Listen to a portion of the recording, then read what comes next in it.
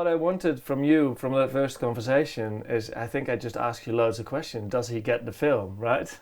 I wanted you to understand the film, and when we talked about it, and when we talked about certain scenes, and we weren't talking about the music yet, but more about the structure of the story and where the story was going to. I really had the impression that you understood it. You understood Nico's life from that perspective, making a decision and saying to me like, we could also do this in a different mood. Then I'll trust you.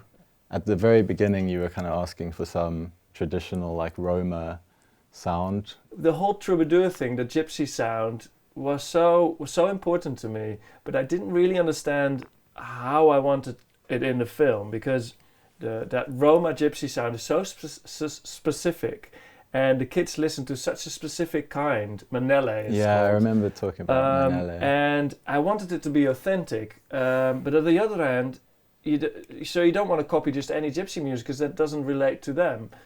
I think we talked a bit about like maybe a good approach is also to take some kind of Roma instruments, like traditional things that they would use, and then kind of just use the sounds of those in, warp the sounds a bit, maybe use those for like more kind of paddy, like synthy things, or at least that was kind of my idea at the time, so that it's kind of got its roots in those instruments, but you're doing something a bit new with it, and you can also just manipulate it and kind of make it fit. And we ended up using like a dulcimer like all over the score. Like there was a kind of harp sample that I used a lot.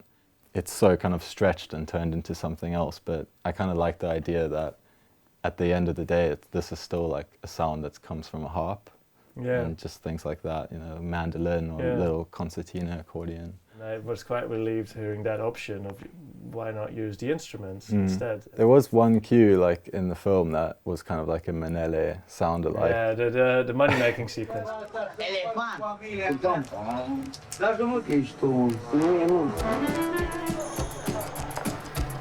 One.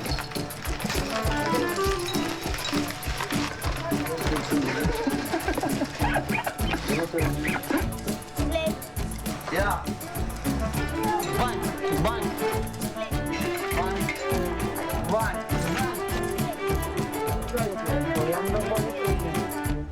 And then we met in the office, right? Yeah, at like Grain for the spotting session.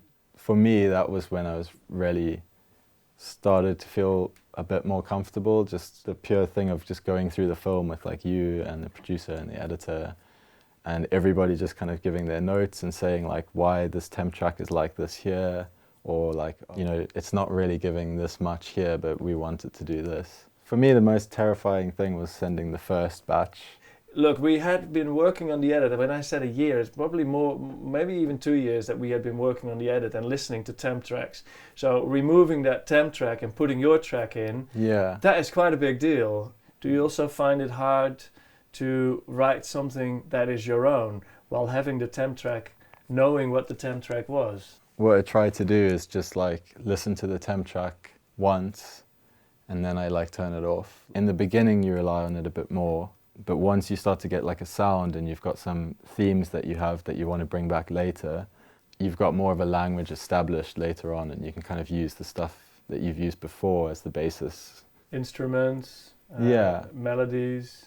Yeah, that's what just you mean? like having a theme that you see when the character first appears, and then like later on you see that character again in another context, and then you can kind of use that musical theme obviously in a different way. Was there a track that you find harder to work on or to begin with?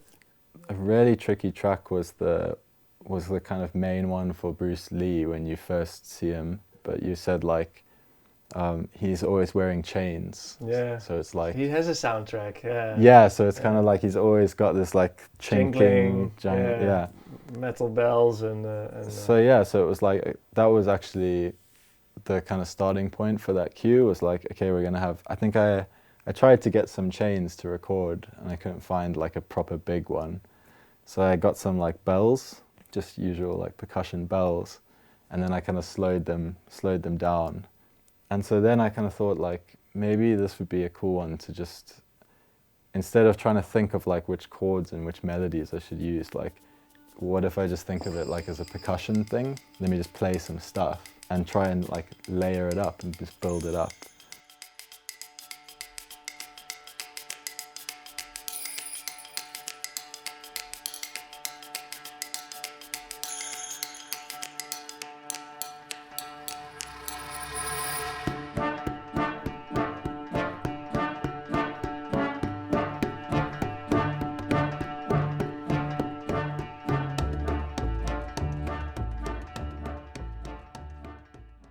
I just like recorded some stuff around the house, like anything percussive, like chopsticks and spoons, like to have that kind of metallic sound as well.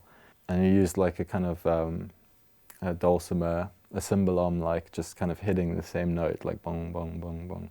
But that's basically going through the whole track, just this steady like bong, bong, bong, bong.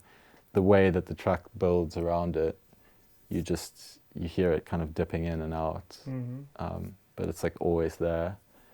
That was a tricky one to start. I didn't really know what to do, and it was important because it's like this is one of the main characters in the documentary. How did you interpret the snow scene? Snow in the life of a boy who lives on the street is very significant. As a young boy, he didn't want anything to do with it because it's cold and wet and you don't want to sleep in the snow, so it's awful. So he finds a family and he lives indoors, and then suddenly snow becomes something beautiful. So I had all these scenes that I shot throughout the years where they're walking through the snow. How did you deal with it? Well, those scenes were also like edit-wise, almost like these bridges where it always came like kind of like after like a kind of close-up on Nico, where you're like, and it's almost like you're going into his like head for a bit. You come out on the other side somewhere. He's doing poetic. Something different. Yeah, they're not actuality. There's not. Yeah, it's like the one part of the film that's not just like, you know, this like documentary footage. It's just like it takes you out a bit. Those were the only scenes that had any like human voice on them, and it's kind of sets those cues apart from all the other tracks. And I feel like they were good because they kind of gave you a bit of a break.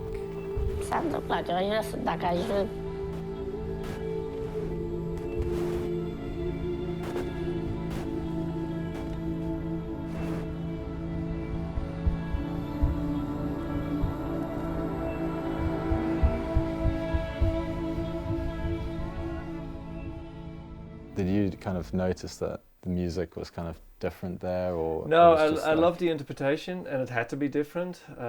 You started off with, I think, a sample violin because you couldn't record an actual voice yet. That came later, which was really beautiful, which ended up really beautiful.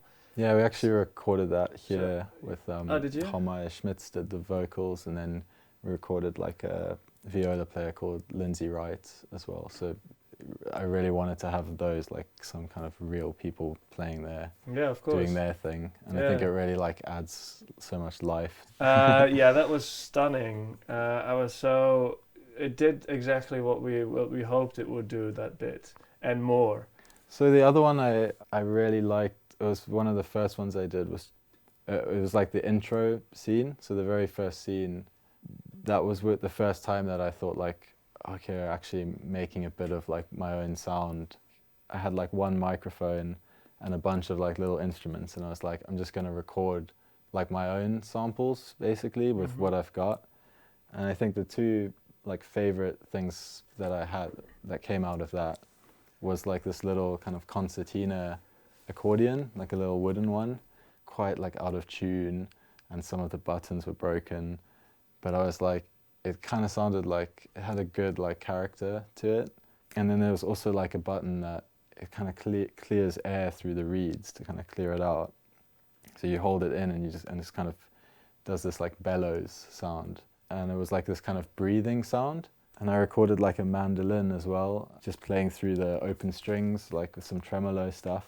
And then I kind of used them all for the first time when I was doing that intro cue of like the kids just like introducing you to that world a bit. And there's nothing really like melodic or even like really percussive going on. It's quite a textural thing.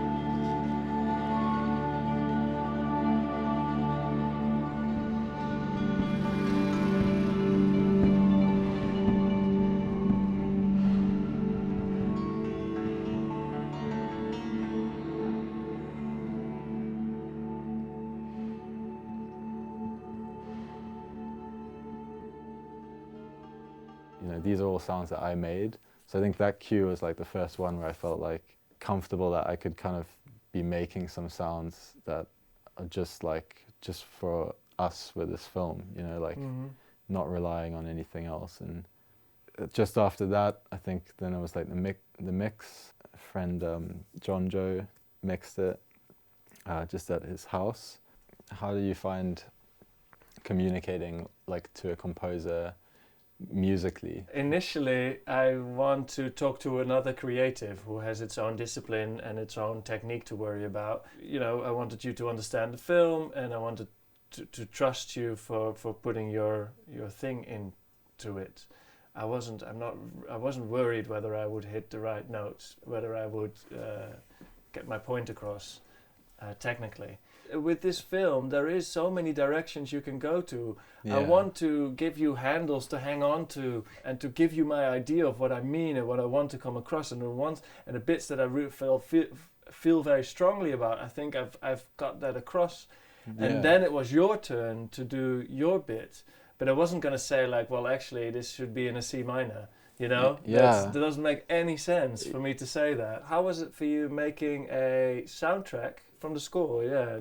Did you work on it again? Yeah, we kind of did a lot of like reworking, rebalanced some things where maybe for the sake of the film before it was like we'd pushed the piano down a lot or something. Because it was competing with maybe a voiceover or something. That kind of thing. Did you feel like, ooh, no, look at what I can do now. Let's give some space to this. Yeah, to kind this. of. It's quite nice to like bring those things out, and you can kind of change the feel of the track quite a lot. Just making everything a bit clearer, having its own space, and because now it isn't competing with any sound or anything. It's just, and it has to kind of stand on its own 2 feet a bit.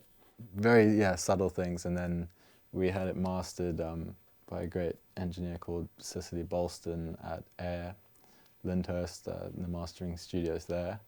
So we've got the soundtrack coming out, and what's going on with the film?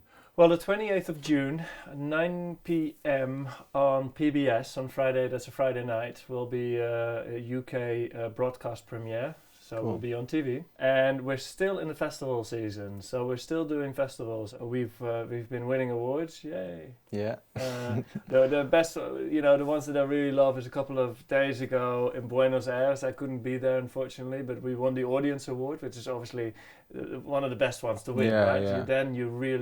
You've done a good job. If the audience gets it and loves it, then. So we won the Audience Award, but then we won the jury prize as well. So the big international feature film jury prize there. So we won 2 awards there. That was really good. Amazing. Yeah, happy days. Yeah. So that's going well. All right. Cool. Thanks, dude. Thanks, Joost.